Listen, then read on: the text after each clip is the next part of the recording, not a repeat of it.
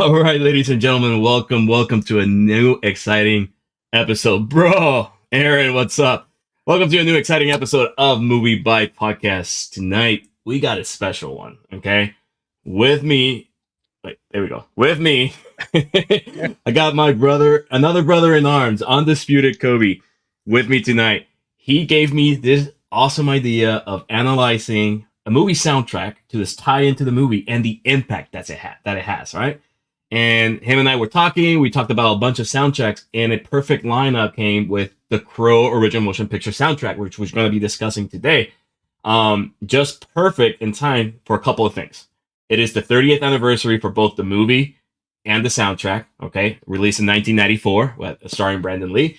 And the upcoming reboot / remake, however we want to classify it, comes out this Friday, August 23rd or 22nd, August 22nd, 23rd. This weekend, starring Bill Skarsgård, we're directed by Rupert Sanders, okay? We will share our thoughts on the new movie and what we might expect, my thoughts on it. But Kobe, introduce yourself, tell everybody a little bit about yourself. Go on. I mean, first of all, thank you for having me. You know, it was really excited, anxious, nervous, a little bit of everything. You're fine, bro. You're fine. Just another movie freak, just like this guy right here. We've been knowing each other like for a while already. It's been a while. Yeah. 10 years, I think. Over 10 years, yeah. Yeah, so also excited to talk about the Crow soundtrack. Excited about the movie. Let's go. Let's do this, right? Let's do this. Awesome. All right. So before we dive into the movie soundtrack, we got to discuss what is The Crow. Yeah. So a lot of you that know me personally know that The Crow is my all-time favorite movie, period. I've seen this movie so many times, I never get tired of it. The impact of this movie in the cinema changed a lot of things in the genre of comic book movies, right? Before The Crow got released in 1994, we had superhero movies. We had Superman. We had Batman. But The Crow introduced a dark, grittier vigilante out for vengeance that defined later on what we would see in movies like Blade with Wesley Snipes, right? Hellboy later on.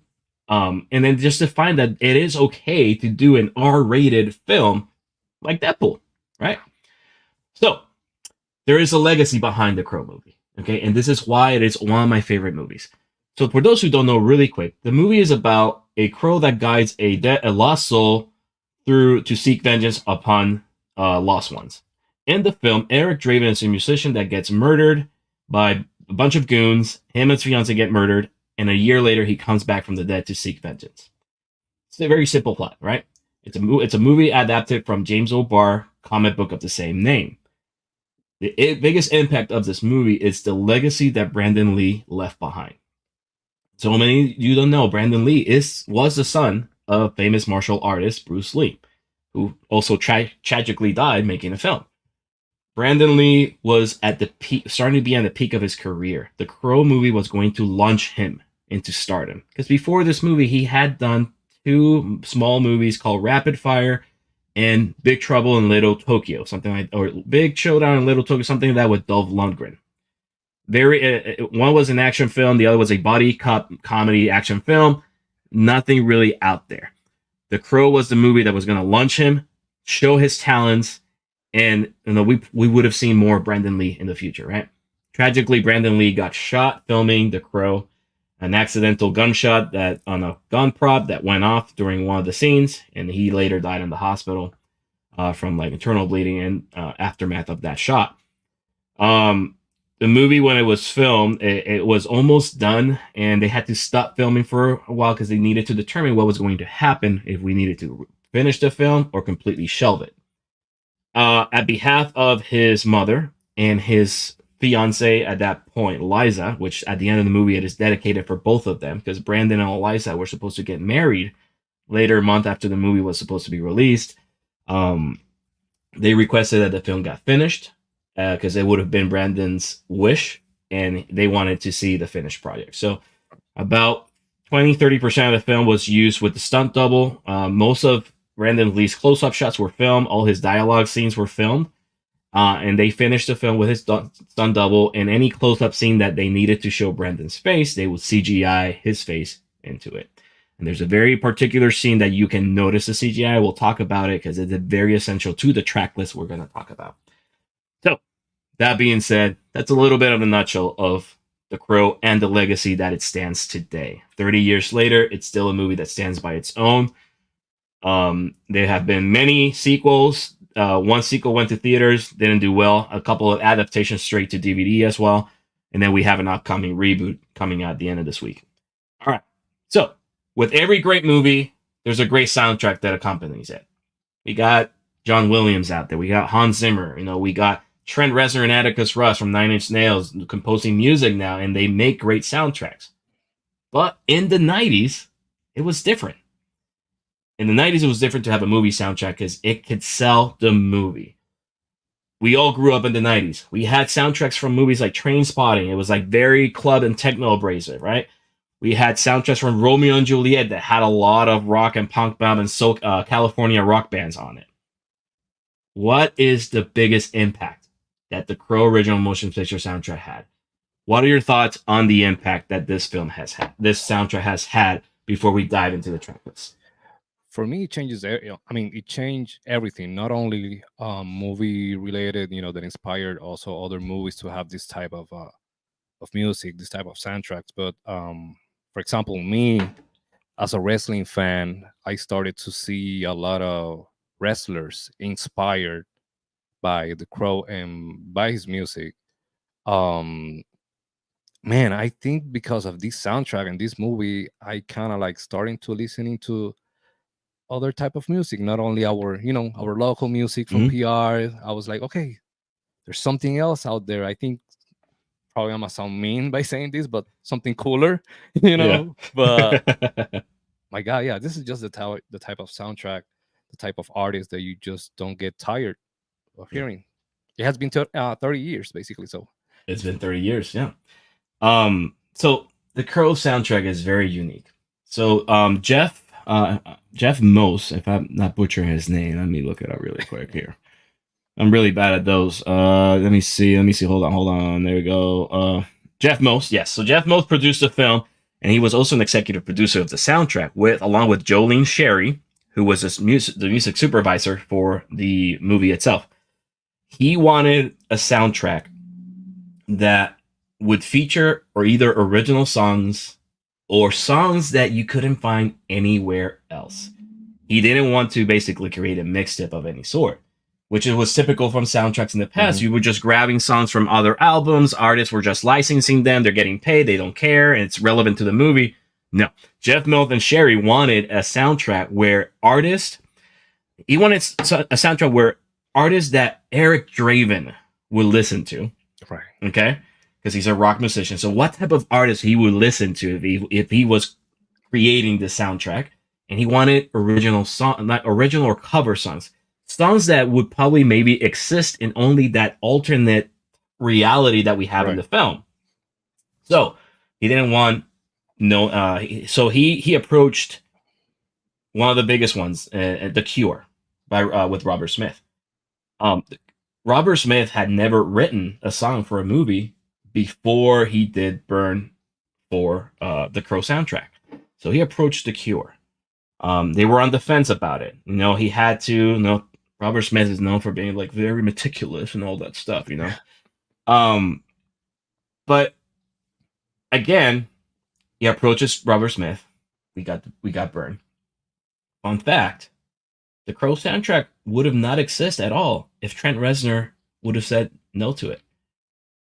So Trent Reznor from Nine Inch Nails. Definitely, because I believe that they, at some point, they started to believe in the project and the character, because they were like, Yeah. This is me thinking like, okay, this character is us. He's really representing us. So let's just think and do something like if I'm him, if I'm this character. And I got a question Mhm. regarding the comic books. Was Yeah. Eric also, for my understanding, he wasn't a rock star on the comics? No, he wasn't. The comic book doesn't really give a Eric Draven a background. The Rockstar job was given to him Mhm.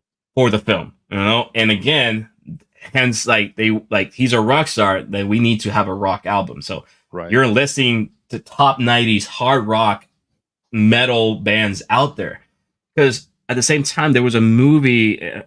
I forgot. I think it's called Singles, that was launched in the early '90s as well, around the same time as The Crow, that featured a lot of grunge bands from Seattle. Nirvana, Pearl Jam. Right.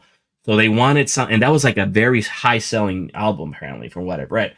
So they wanted something that would contradict that. They wanted to create an album that would just skyrocket into sales, right? So Eric Draven was given a job in the film. He's not a rock star in the comic books. I have the comic books and I've read them. No, but James O'Barr was inspired by lyrics from what's his name, Ian Curtis from Joy Division, which we're going to talk about pretty soon, when he created the character of Eric Draven. So again, back to Trent Reznor. Trent Reznor had the script. He was intrigued by it. And he said, I want to do this. I want to be part of this. I want to be part of this album. I love what I see. He only had one request. And he requested to the producers that he wanted to do a Joy Division cover.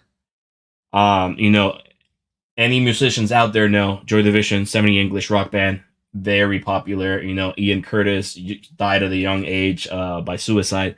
But a lot of his songs were about, battling, mental health and all that stuff, before mental health was like a big thing, Yeah. So he wanted to cover a song. So Reznor picked Dead Soul, which is one of the most stunning songs in Joy Division's catalog. And I quote, and just most predicted 9 Inch Nails' involvement drew interest of record executives. Interscope and Atlantic signed on to put the album, and Most and Sherry were officially on the hunt for the perfect tracks to fill. So Trent Reznor was the catalyst. After Reznor's name was in that, everything starts falling in. Okay. So, a couple of things that I found that are pretty impactful. Okay. Brandon's Lee's death happens before the film is released. Obviously, this will create an impact in the soundtrack. Mm-hmm. One of the biggest ones was Stone Temple Pilots. They originally wrote a song called Only Dying for the film. You can actually find this song as a demo in the core deluxe edition on Apple Music, Spotify. You can also find fan-made videos of the song in the background. And we're going to discuss the lyrics in a minute, but it was designed for the movie. Because of Brandon Lee's death, they felt it wasn't appropriate, so they changed the song to the song that we end up having in the track list, which is Big Empty, which is the first time everybody would hear that song, because that was the first single that they planned to put on their album Purple, and eventually will become the lead single for that album, which Purple is an amazing album. It's one of my top 2 favorite albums of all time. I got reintroduced to that album, and thank God it's perfection. So amazing. So we had Stone Temple Pilots that got affected by that. But then again, we had bands like Radiohead, Smashing Pumpkins, and White Zombie that were also approached to be part of the Crow soundtrack. Radiohead, producers were afraid that the song Creep, which was what they originally had intended to put, wasn't going to be popular. Okay? So they passed on Radiohead. Smashing Pumpkins actually wrote a song for the Crow soundtrack that never made it, and it's called Silverfuck. Okay? And it's written directly for the Crow. And I quote, and if you read the lyrics to Silverfuck, there's like a 10-minute opus. It's written for the Crow, and it goes like this. It's written in the perspective about his lost love, Shelley Webster, and it says, "And she was my lover, so sweet, and she was my angel, and what I've recovered of me, I put into a box underneath my bed." Okay, So Silverfuck was going to be in the Crow soundtrack. Okay, we would have had another Smashing Pumpkins hit. His makeup went on stage margin. Absolutely. And we got that clip. We're going to talk about it when we start talking about the track list. And then White Zombie was also supposed to be on it. The producers felt bad that they couldn't include him, that they let him be on the soundtrack for The Crow City of Angels, which was the sequel that was released a couple of years later. And then White Zombie ended up having a song for that right there. Okay. The song is called Babe Ruth for anybody that wants to listen to it. It's on the Crow City of Angels, but that was intended to be. Oh, I'm sorry. No, they covered the song I Am Your Boogeyman. Sorry. I Am Your Boogeyman is on the City Angel soundtrack. That was intended to be in the Crow soundtrack. Fun fact, it was nominated for a Grammy, that song. Wow. Okay. You think that I haven't heard that song, but you think that it will like fit on the original The Crow movie? I listened to it, and the lyrics, yes. And the same way with Silverfuck by Smashing Pumpkins, it would have been a good fit. And I know they're playing it safe. You know, you want to create a hit. You want to be able to have a successful soundtrack so it goes along with the film. You know, the film ended up being a box office hit as well. And then obviously you have original songs like It Can't Rain All the Time by Jane Seabury, which is the track that ends the soundtrack. Yeah. And it's a very powerful song. It ties in perfectly with the movie, and we'll discuss that.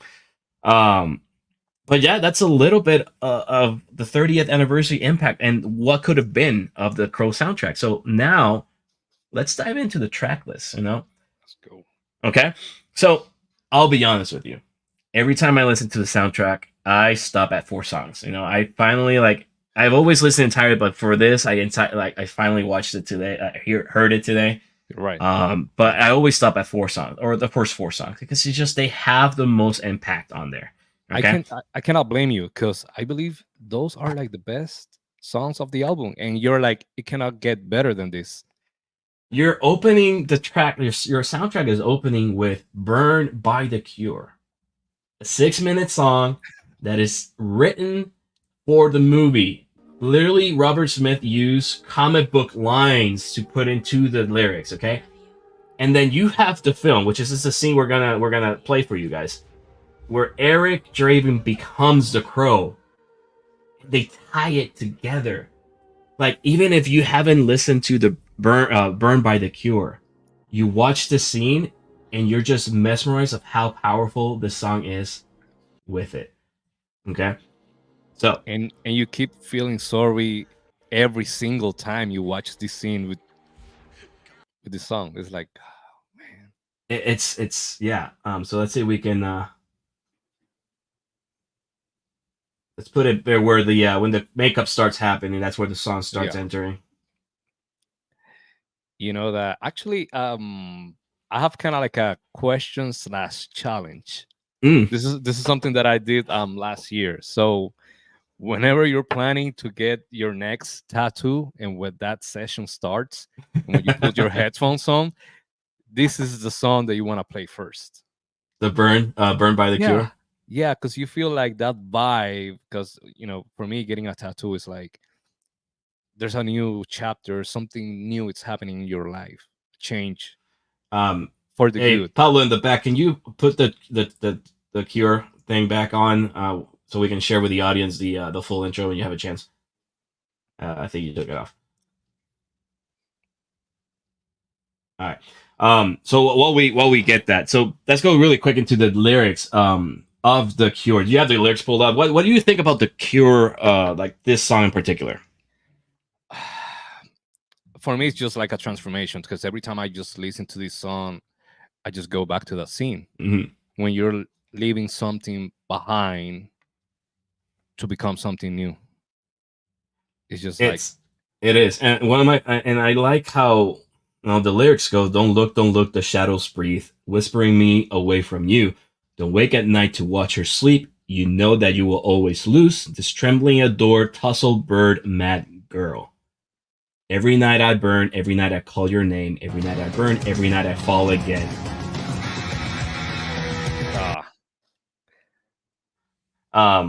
And then you have don't talk love, the shadows per murmuring away from you. Don't talk the worlds that never were. The end is all that's ever true. There's nothing you can ever say, nothing you can ever do.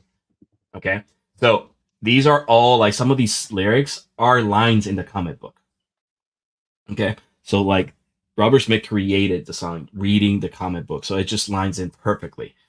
When the moment that you heard this song the first time, like did you catch it? Like what was your reaction? Or when you finally catch it, like what was your reaction? So I knew who the Cure was. This is perfect. Yeah, you can play it. All right, this is the scene right here. But when I saw this movie, and I knew who the Cure was. I had listened to Friday I'm in Love and all and their other stuff, but I didn't know they wrote this song. And when I saw this movie for the first time, it just created an impact, you know. And it just adds, like this scene is nothing without that song. Yeah, it just sets you up, you know. We're going from a broken man that just woke up from the dead, trying to figure out who he is, and he accepts that the love of his life is also gone. And again, like the song says, something is burning in him. Okay, so what is burning is like his love for her. pain. Yeah. The pain burns, exactly. So he breaks and he transforms into this other super entity, right? And this is it. I get chills every time I see it. Right there, boom, and that's CGI right there. That was a stunt double right there. Yeah. Man. You don't get sad like watching this scene every single time, because not only what happened in the movie, but you know, I get pumped up. I mean, yeah, but also I'm like, what if, you know, if he was still with us, like, how would have been and stuff. I'm like, it's sad. It is sad because, and then they tie the lyrics are go perfect, and like, you know, he's getting ready and everything. But what I love about the scene is at the end when he's going to the looking glass. Oh yeah. And you hear everything burns and all that stuff, and that part of the lyric.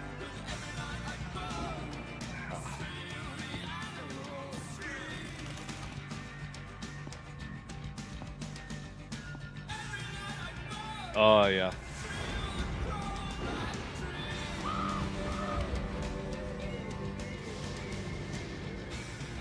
It's an amazing scene. It is. And this happens within 20 minutes of the movie, so they're already setting you up for what you're going to see with just that song. And the soundtrack opens up with that song. Yeah. So they're setting you up. So like, we're gonna hit you with a banger, because the rest of the track list, it's banger after banger after banger. All right.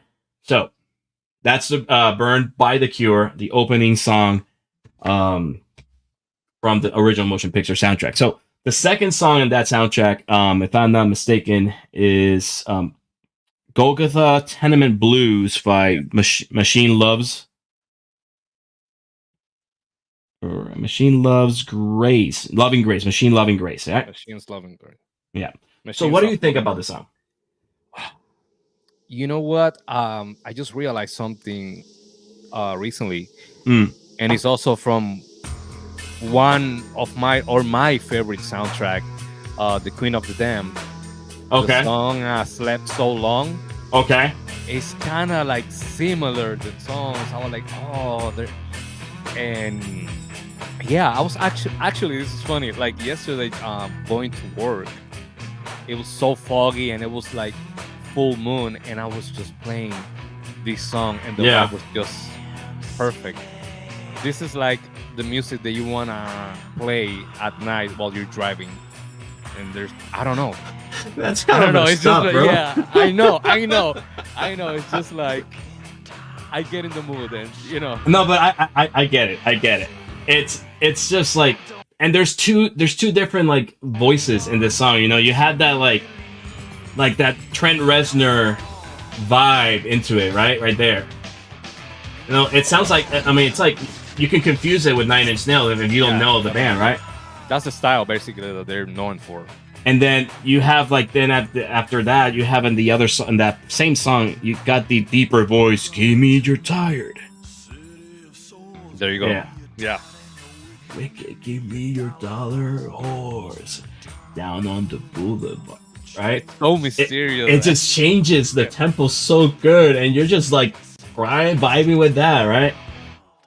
Tell me you don't want to just get dressed like the Crow and walk around the street with your headphones on. I mean, right? fun fact, you know, I dressed up as a crow for Halloween one time ago. I cannot blame you. Yeah, so. What's up, Jesse? But yeah, I mean, that's Golgotha Tenement Blues by Machine Loving Grace. That's track number 2 on this track list of the Crow soundtrack. And again, it's the lyrics, give me your tire and your wicked, give me your dollar whores down on the boulevard, the children are sold to pave the way for your streets of gold no more.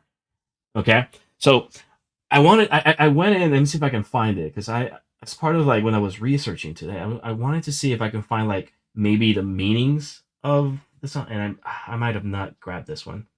I probably didn't.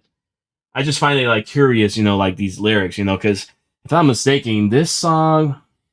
Hold on, let me pull up my references really quick. Yeah.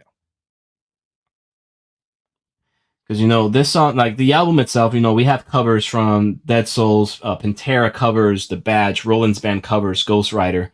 Goes Against the Machine records Darkness of Greed and names it Darkness, but I think this song was not a like a cover or anything. It's like an original song from Machine's Loving Grace. But again, it's just perfect. Now, going into number 3 of this track list, and this is Big Empty by Stone Temple Pilots. Stone Temple Pilots in the 90s are coming off from their debut album Core, and they had songs already like Creep, Wicked, Garden, and then they introduced anybody that bought this CD in 1994 got a glimpse of Big Empty by Stone Temple Pilots. Scott Weiland, he's, God bless his soul, wherever he's at, gone too soon. But what I love about this song is the slow beginning, and it slowly builds up. Slowly keeps building up until it starts like hard rock, and it's powerful, Like I mentioned earlier, the song, like in the movie, you can briefly hear the song. It's when T-Bird and the goons are driving the car, and they have this song playing in the radio. Yeah. So that's where you can actually catch the song for the first time. But again, yeah, that's like at the very, very beginning, even the before. Yeah. There you go. Yeah, that's like before even Eric became the Crow, actually, in his apartment. Yeah. Oh man, it's perfect. Big Empty is an amazing song. Like I mentioned, it is the first time you get to hear it in the Crow original motion picture soundtrack. Later on, Stone Temple Pilots would put it on their album Purple, which... Right there. Well. Okay. Purple. My second all-time favorite album of all times. Like I mentioned earlier, I got reintroduced to this album, and it changed the way I saw Stone Temple Pilots. So, very thank you, Chris, if you're out there, thank you so much. Stone Temple Pilots. Enough said, Yeah. So before we go into the other, there's a fun fact about Stone Temple Pilots with this original soundtrack, and this is what I was mentioning earlier. Originally, they were going to play a song called "Only Dying" that you can find on the Core as a demo song. I think we have it here, and this is a glimpse of it. Nothing official. This is something that somebody made the video for, but it has the song in the background.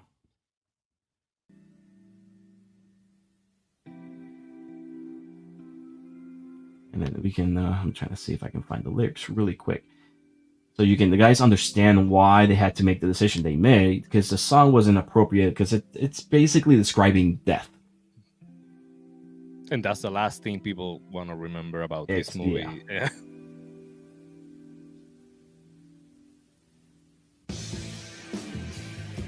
Yeah, there it is.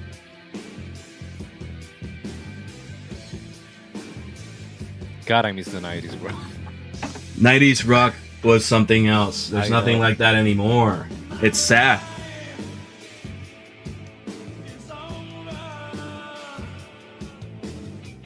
Over since the night.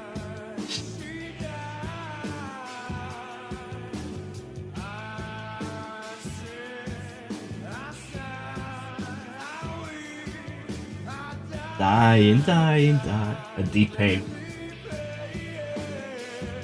Right?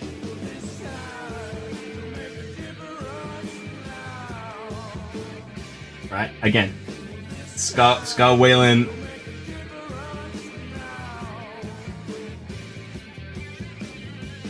Right? And I think it only gets deeper. Regret.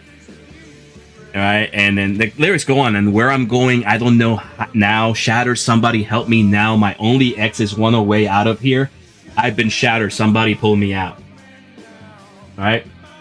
I'm only dying. And the song goes on and go on, right? Powerful song.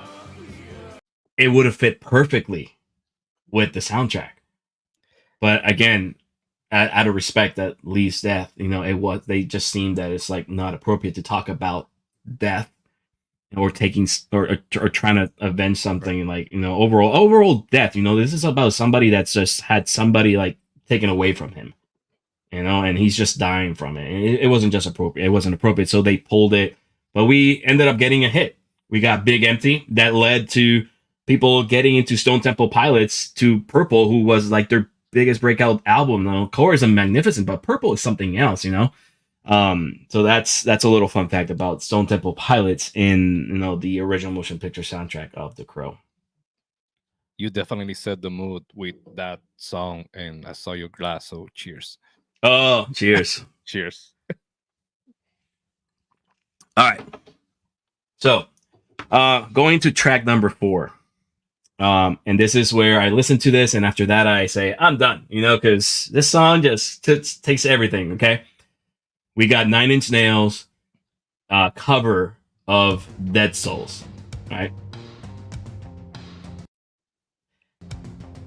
And it's Trent Reznor, 9 Inch Nails in the 90s, or their songs were so industrial and hard, and it just fits so perfectly. And not only that, they're covering a Joy Division song. I'm looking at the lyrics, and it's just, again, more pain in the. Trent, come on, you know, like already what Trent is capable of, but he's just describing so perfectly what Eric it's feeling. His struggles. Yep. And honestly, he really got into the character to make this album. I truly believe that. I truly believe that he became the Crow, like the musician part of, Eric, to be able to, not only to create, but of course, like, to do the research of, like, if I'm gonna pay a tribute or something, what will be? And then he found this one, which masterpiece, man. So the original song by Joy Division, the tempo is so different. Also the instrumental part of the song in the Joy Division's original song, it's a lot longer. They don't start singing until like 2 minutes after the instrumental. Like 9 Inch Nails cuts short the instrumental part and introduces Reznor's voice earlier on. So this is the original Joy Division Dead Soul song right here, and you can just hear that the beat is just so different. Yeah, so different. Which one do you prefer?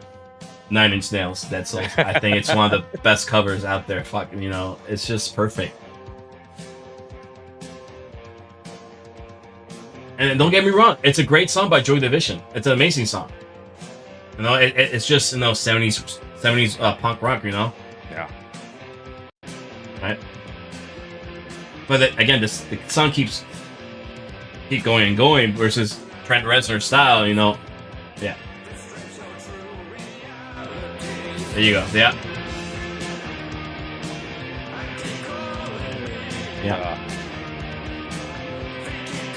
Again, it's just 9 Inch Nails just puts a different vibe to it, and then you have the lyrics like, "Someone take these dreams away that point me to another day."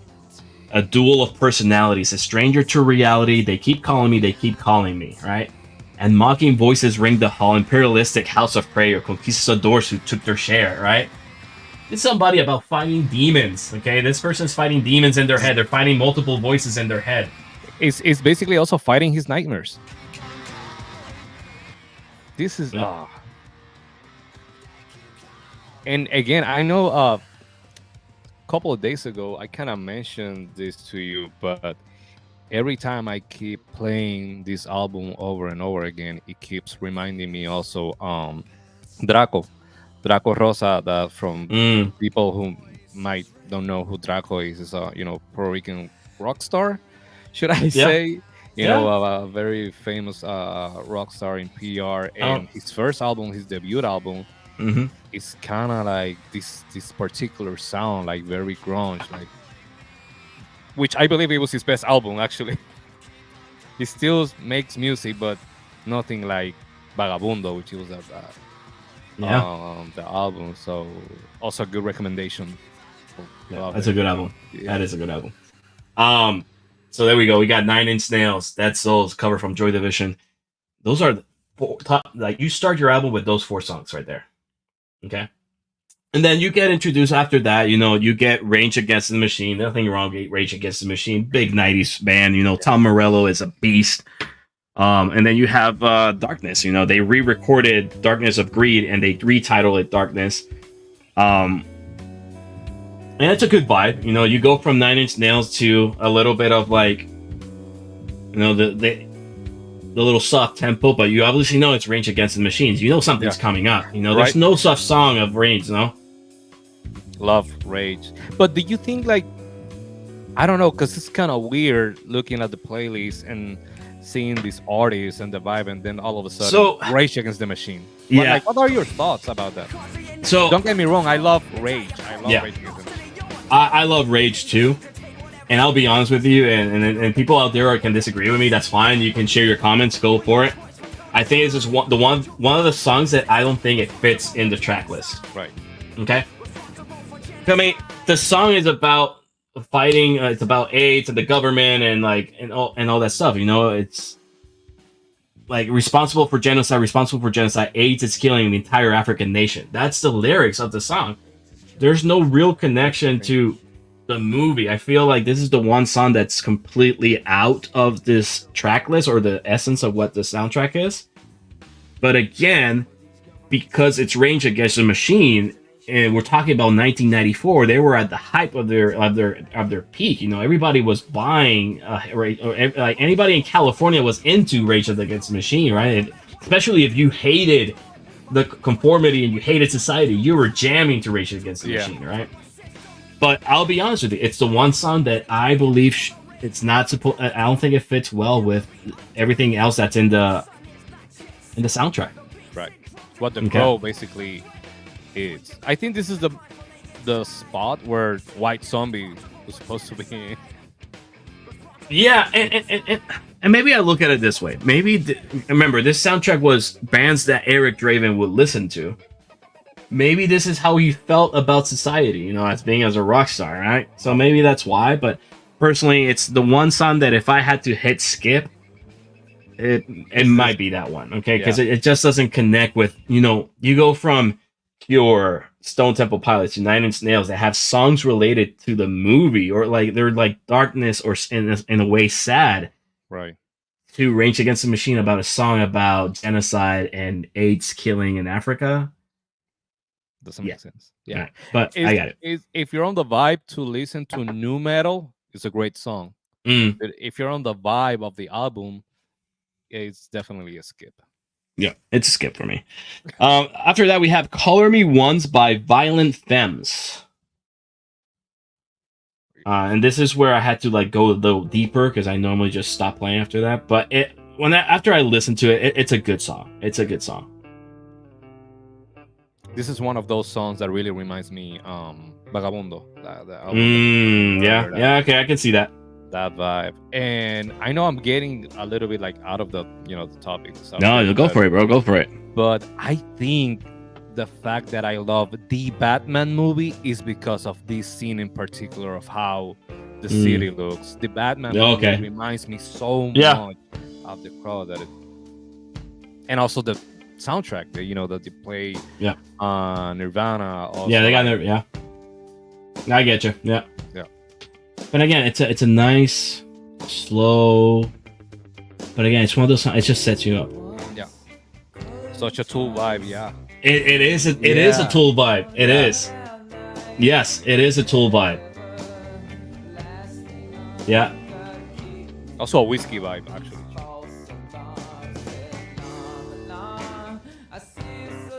Yeah. And then I was looking like this, like meanings of the song, what other people think about the song, and then there's somebody commented on the meaning. It's like the song is about a man finding out the realities of life and relationships. You begin life with your arms open to the world, so naive, and when you find out life is cruel, you feel you have been lied to. Nothing is as it seems. Is the Joker inspired by The Crow? The Joker was, if we're talking about the character, the Joker was created way before The Crow was ever penned. Joker goes from way back 1940s in DC Comics. If we're talking about film, I would maybe say there might be some sort of inspiration of that maybe Joaquin Phoenix might have drawn out, but I wouldn't say it's fully inspired. Probably the new movie, The Joker 2, that is maybe, coming, that is gonna be a musical. I cannot wait for that one also to come out. So there we go. So that's Color Me Once by Violent Femmes. Very slow, like very Tool vibe, which goes well. Tool would have been a great band to have in this track list. Okay, but I think they're very picky on what they put on albums, and I know Maynard is known for being very like control. I went to see Tool in this past January, and the first thing Maynard, the lead vocalist of Tool, it says like, hey, everybody needs to put their phones away. We're going on a psychedelic trip. Awesome. And he said, if I see a phone out, I'm gonna have you kicked out of the show. And legit, nobody took a phone out in the entire set list until the last song that he said, okay, because it is the last song, everybody can take their phone. He said, everybody can take their fucking phones out and record this last song. I'll give you that, but I prefer you don't. I enjoyed that entire concert. It was a trip. I think the fact that still have artists out there that wants you to enjoy the moment and not taking a 5-minute video or recording the whole fucking concert. Why are you doing that? Live the moment. Like stop recording the concert. You're not gonna show that to anybody out there. Like your family doesn't care you went to see Tool. Your friends probably maybe care a little bit, but they don't care because they're gonna be jealous of you because you went to see Tool. Like stop doing that. It's like when I saw Metallica. Or like, how was the concert? Like best concert I've ever been. So why you don't have videos? Because the concert was for me, not for social media. Look, like, I'll take like a minute clip just to look for myself. Other than that, I enjoy the moment. Like I paid money for this. I'm living the moment. I'm singing my lungs out. My God. I'm vibing with everybody else that's there to see the same concert as I am. So people, please stop doing that. Stop recording entire fucking concerts on your phone because it's just going to collect data and you're not going to show it to anybody. And 5 years from now, you're going to be browsing your phone like, oh, I forgot I recorded 2 hours of a fucking concert. Like, fuck you. Stop doing that. Okay? Stop it. All right. That was my rant for the day. All right. Now we got number 7, Ghost Rider by Rollins Band, which is a cover of the punk song from Suicide, which is about the Marvel character Ghost Rider. Oh my God. That's what the song is about. Yeah. But because you have fucking Henry Rollins on the fucking album, you gotta cover something fun for him. And why not? Henry Rollins is a fucking beast. He's a badass, bro. He is, bro. But the song is literally about the Marvel character. And the lyrics are the most stupidest thing in the world. But it's Henry Rollins, so... I hate him thanks to SOA. Oh, Sense of Anarchy, yeah. True, yeah, no, definitely. Oh my God. Keep playing it. There we go.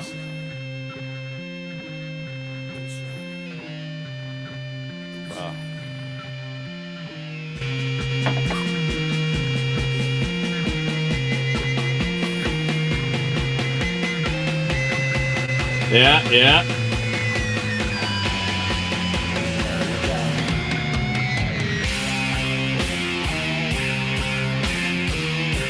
Yeah. Yeah.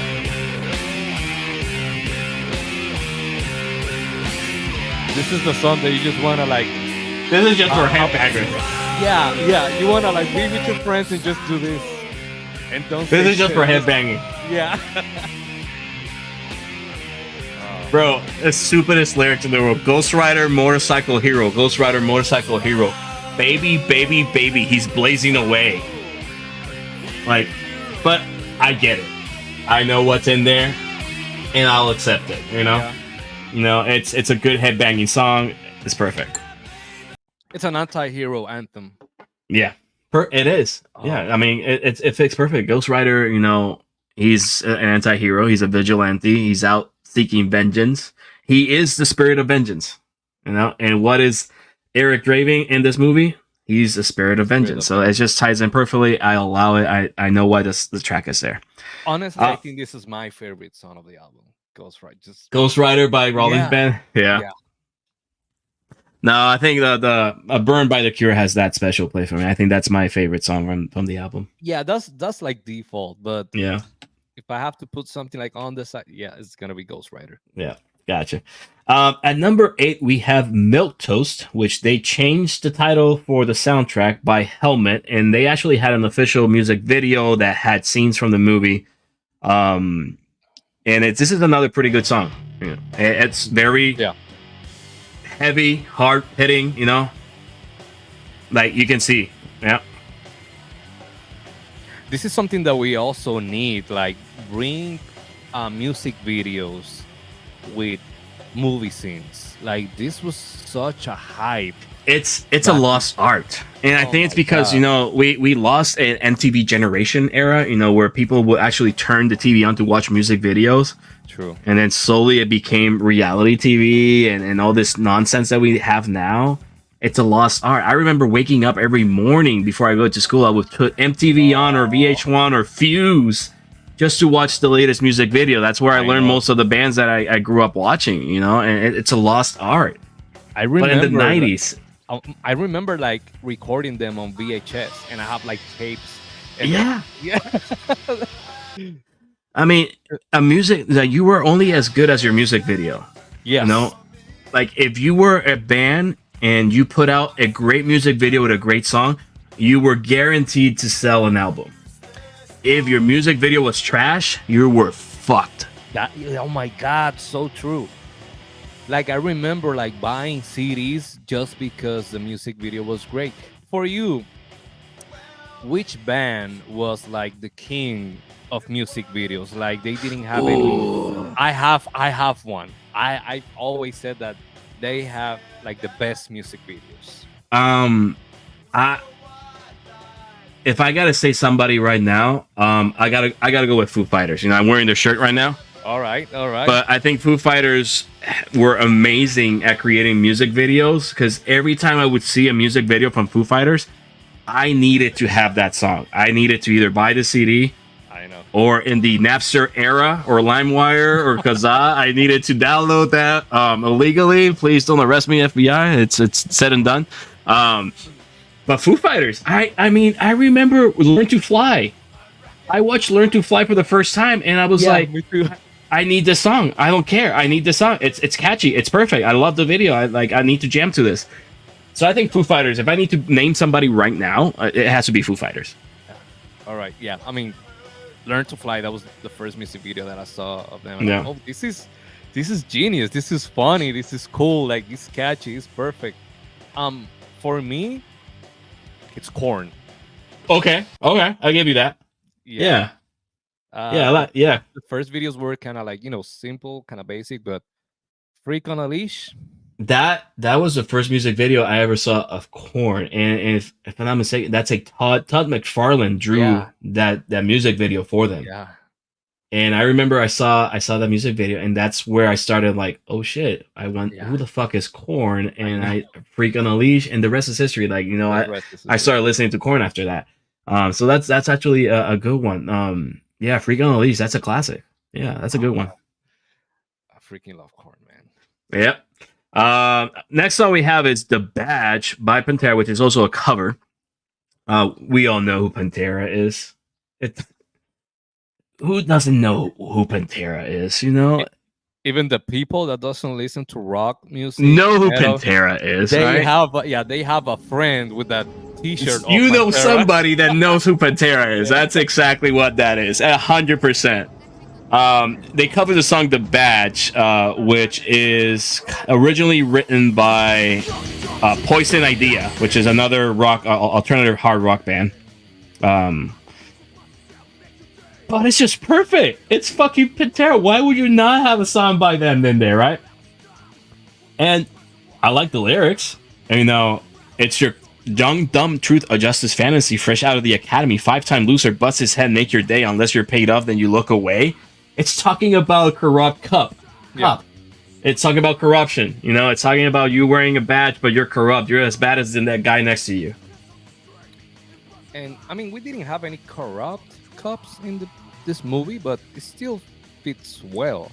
It does, because I think it's the 90s. There was a lot of corruption going on in the 90s. There's a lot of cops, bad cops, good cops going on in the 90s, and you know, why would you not cover a song called "The Badge" that talks about fascist pigs that are corrupt and, you know, they don't follow the badge, you know, they don't have an honor of the badge, right? And of course, you know, Eric being an anti-hero, that would be like the perfect excuse of a corrupt cop to do whatever. Yeah, it's true, because, you know, a year after his death, and they still haven't been able to capture the guys that murdered him and his fiance. There you go. That's why you have that song right there. You just open another window and people are gonna be like, "Oh my!" Yeah, this is awesome. Yeah. So "The Badge" by Pantera, I'll allow it. That's a good song. The next song on there is "Slip Slide Melting" by For Love Not Lisa. I do remember when they were on the bar having shots of bullets, and I was like, "What the hell are they doing?" Is this the no? This is not the no. It's the next song. Yeah, this is "Slip Slide Melting" for Love Not Lisa.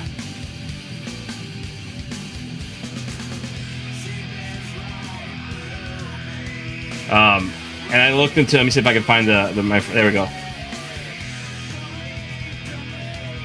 Again, hard rock. You know, it's a good, perfect for the 90s. I looked into the meanings, what people might think about it. One people said it's about the narrator's collapsing relationship. He loves a woman, but she makes him feel so terrible that he would rather have his heart taken away so that he can find some space in the sunshine. Which, in a sense, you know, I looked at the lyrics and it does kind of like gravitate to that. Right. But again, it's a good song to like just like vibe. Yeah, it's basically a song to vibe. Yeah, and this was the song when they were drinking bullets, right? Is this the one? Is it? You might be right. You might be right. When they were like taking the shots and they start like fire, I'm like, you might be right. Yeah, it could be. I might have not paid attention, but yeah. All right, so that's "Slip and Slide Melting" for Love Not Lisa. The next song is "After the Flesh" by My Life with the Thrill. Oh, they got a long title. Hold on. I know, yeah. My Life with the Thrill Kill Kult. And then this one in particular, they're in the movie. They're one of the bands that are playing the movie to the shootout scene, which is right there. That shootout scene, which is one of my favorite scenes. Besides the burn scene, the shootout scene is amazing because that's where the band is playing. And it just fits perfectly with what's going on with the movie. And even if you haven't watched the trailer, and people that probably they haven't watched the movie, this is the scene that you're expecting out of this story. Yeah. With the song, it went so perfect. It's kind of satisfying. I don't know. It's kind of weird to say that. Yeah. It's like I like the voice because it's like. Yeah, it reminds me also. I'm trying to think. Maybe Godhead. Yes. Godhead. Yes. Yeah.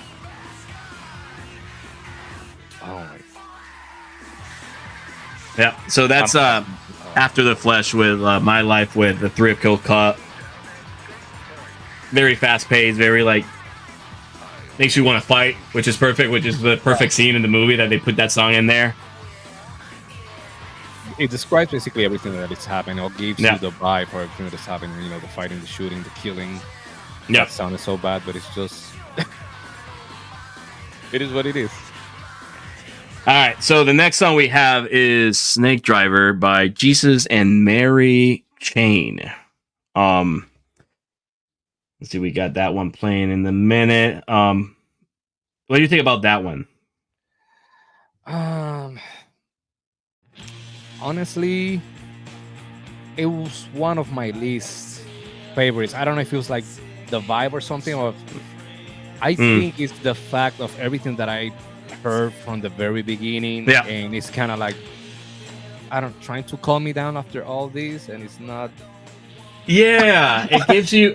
The guy singing reminds. Granted, I've never heard of this band until the soundtrack. I don't know who the fuck they are. But he reminds me of Beck. Yeah, which also, you know, great band and great singer. You know, great. Yeah, but again, you're giving me Beastie Boy meets Beach Boys. Yeah. I think even the Beach Boys were more aggressive or something. But like you, and I get it. You're at the end of the track list. You know, you're going from like the peak, slowly coming down. You know, because the last song that we're gonna discuss it's a soft song. You know, and it's the perfect way to wrap up everything. But again, I think if there's another song that I would skip, it would be Snake Driver by the Jesus and Mary Chain.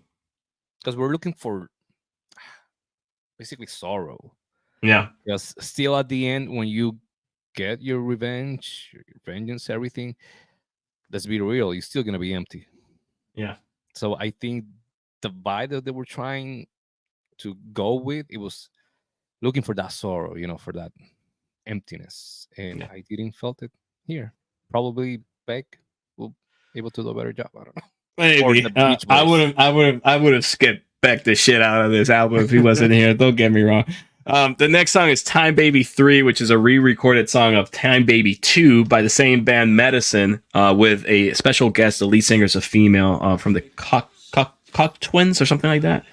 This is the other band that is playing in the film at the beginning, when they first introduce the club, and you get a glimpse of Top Dollar, which is played by the magnificent Michael Wincott. If there's a bad guy in the 90s that will be in a movie and portray a bad guy that you would hate this guy, it's Michael Wincott. Yeah. Okay, period. You know, that he's an amazing actor. Most recently, you might have seen him in Nope from Jordan Peele, which he doesn't play a bad guy, which is weird. Yeah. But this is Time Baby 3 by Medicine. It gives me, what I like about it, it reminds me a lot of Hole with Courtney Love. Right. Oh, yes. Okay, that vibe, you know. It's like very mellow, but the lyrics are like very 90s, like I'm gonna fuck you up, you know. That grunge. Yeah. She even got the look. Yeah. I think Courtney also would have been perfect for it. Fun fact: Hole is on the Crow City of Angels soundtrack. Oh, there you go. Yeah, so you're not too far. So whatever band was not on this soundtrack, they probably put him in the other one. Made the other cut. Yeah, made the cut on the other one. It was like Will Smith that supposedly he was gonna be on Matrix, and they were like, if it's successful, guess what? My wife is gonna be on the sequel. So that's what happened. I know. You gotta get the shit smacked out of you. You know that, right? Okay. And I was there last year. So yeah, you gotta get the shit in that. Okay. All right. So wrapping up, the last song of this soundtrack it's a soft song, but it's perfect. It's the end credit song. It's titled after a famous line in the film that wraps up everything. And it can rain all the time. This is a powerful scene in the movie where Kelly, which is like Eric's and fiance's like kid friend, she kind of like thinks that she's seeing Eric Draven as the Crow, but she doesn't want to believe that she's seeing her friend back from the dead.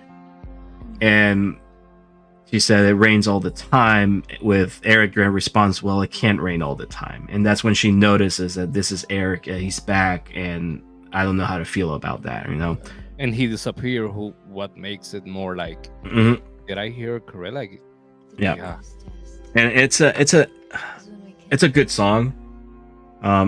It's a good song to end an album that you're going so like hard and heavy into it. You're dealing with grief, vengeance, darkness, but then it hits you with "It Can't Rain All the Time." Yeah. You know, it's a song about, despite everything you're going through, there is a brighter side at the end of the road. You know, like the title says, it can't rain all the time. You know, it will rain, you'll get wet, but there's a brighter side to it.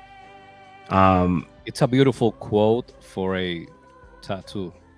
I'm just saying. Yeah. I'm just saying. Stop giving me ideas, bro. I need another tattoo. I do need another tattoo.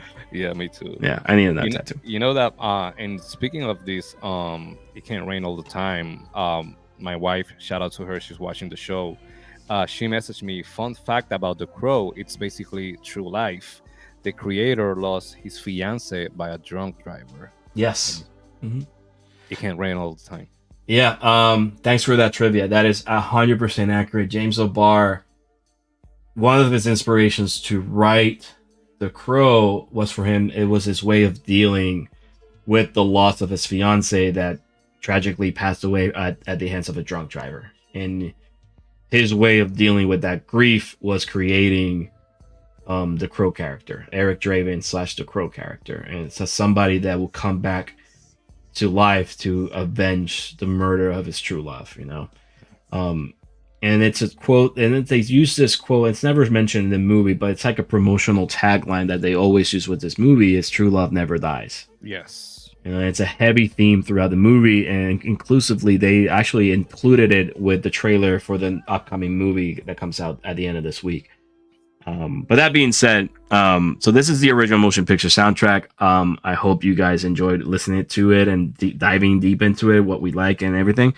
But before we wrap up, we want to share our thoughts on the upcoming reboot / remake of The Crow. Kobe, go for it. What are your thoughts about it? I know you're probably going to go watch it this weekend. What are you expecting?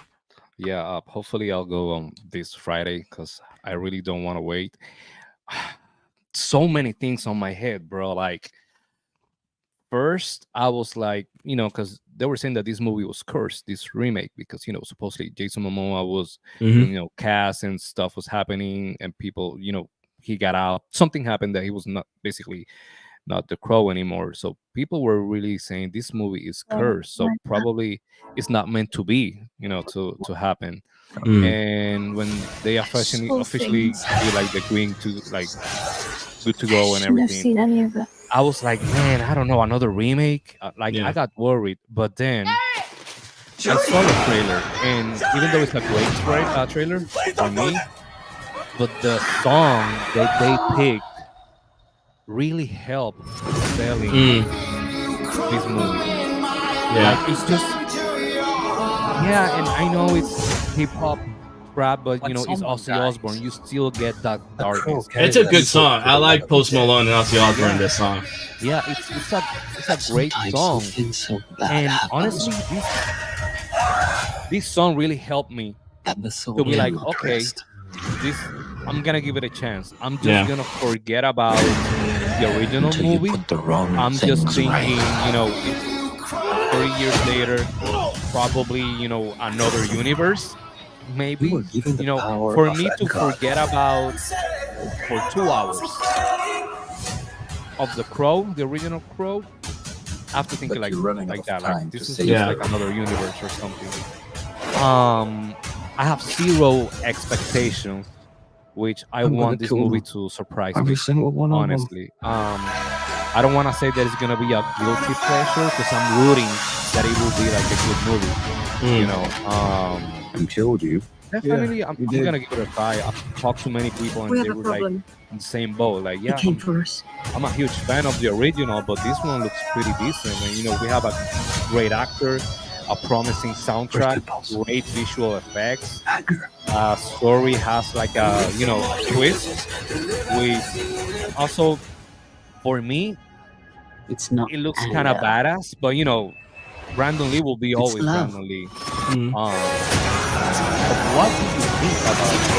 Because Look at what you become. this is your favorite movie. This is everything for you. Like, Mhm. what are really your thoughts? What are you expecting? What do you think is gonna happen? What do you think about this? I just wanna know. Honestly, I've been dying to hear your opinion on this. um, I'm not gonna lie. I'm on the fence. I do want to watch it. I've seen all the sequels and adaptations of the Crow. It's a story that can be adapted. The fact that I'm on the fence because they are adapting the original comic book again, because they're using Eric Draven as like the main character and Shelley Webster, as like the female character that dies. I'm on the fence because I've always said that The Crow is one of those films that there's a legacy behind it. And it should not be touched. Brandon Lee made that movie, and that should be like that. At the same time, I've been reading into it. I've been looking at interviews, and Bill Skarsgård, and who portrays Eric Draven in this film, and Rupert Sanders, who has directed films like Snow White and The Huntsman, for one of those, right? Has said on multiple occasions that this film is not a remake of the 1994 Brandon Lee. They had never had that intention to remake the legacy that film has. This movie is something separate. It is a second adaptation of the original comic book novel. So yes, you have the same characters, you have a similar storyline, but in no shape or form it's a remake of what the 1994 film did. So we're talking about 30 years later. And don't get me wrong, I think Bill Skarsgård is a very mysterious actor. I think he's a chameleon when it comes to playing characters. He played Pennywise in the It Chapter 1 and 2. He played the villain in John Wick Chapter 4. And he used to be on the Netflix show Hemlock Grove. Yeah. He was that was like his breakout role, and he comes from a family of actors. His father, Stellan Skarsgård, is a famous actor. His brother, Alexander Skarsgård, from True Blood and other projects, is related to him. And then his brother, Gustav Skarsgård, was on Vikings. He's very talented. I'm not gonna knock that out. I think he will do a good job. I'm hoping that this works out. I think people out there should know about The Crow overall, like the character and like the comic book, and maybe this leads to a new generation of fans that search into the 1994 version of Brandon Lee, and they see where everything comes from. Because without The Crow from 1994, we would not be talking about this movie right now. So it's a legacy.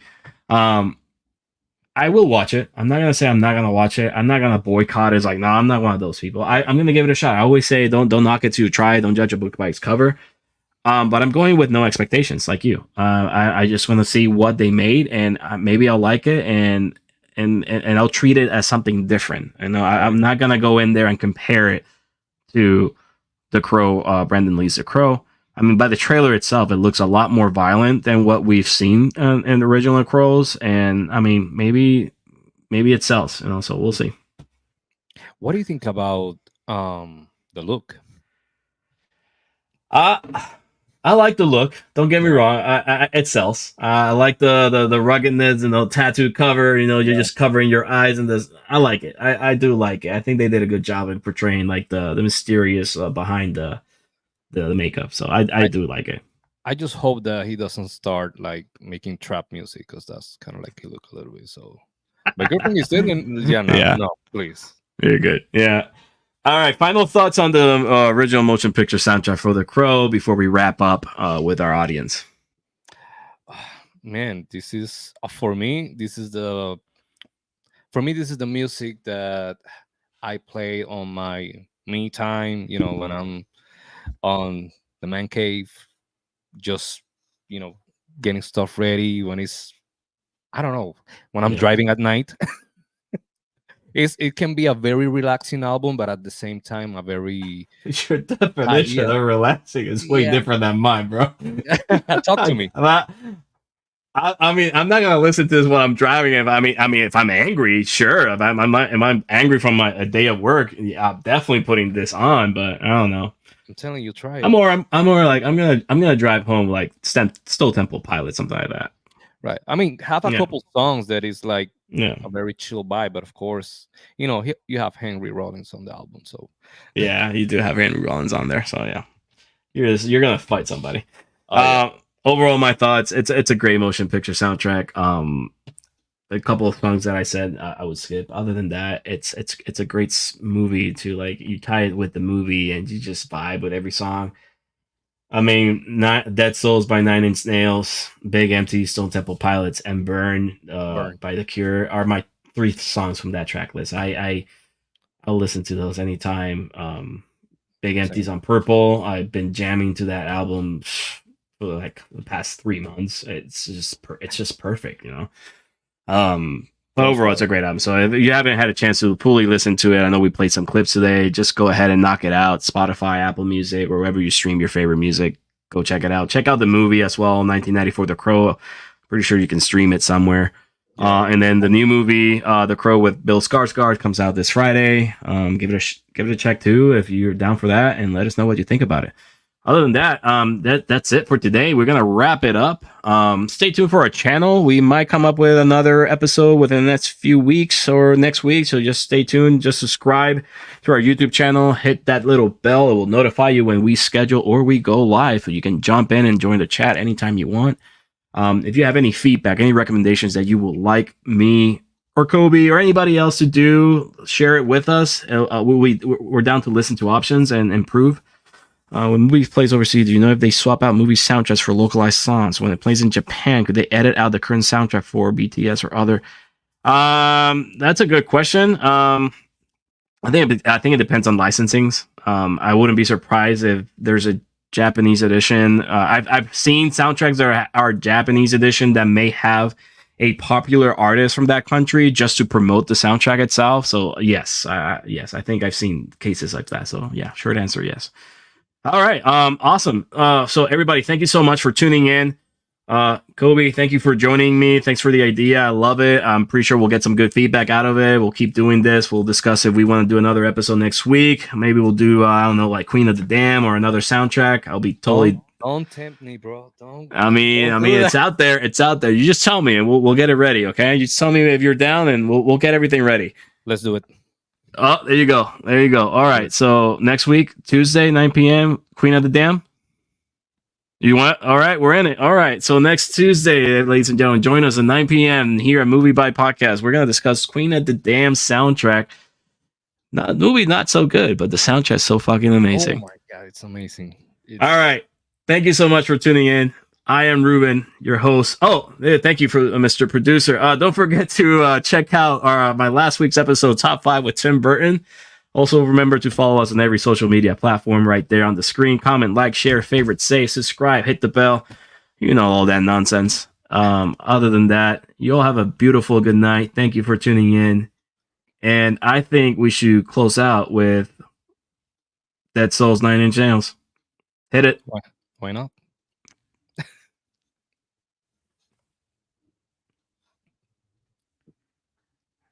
We can close the show. Don't worry about it, bro. I totally forgot we don't have the clip. That's wrap.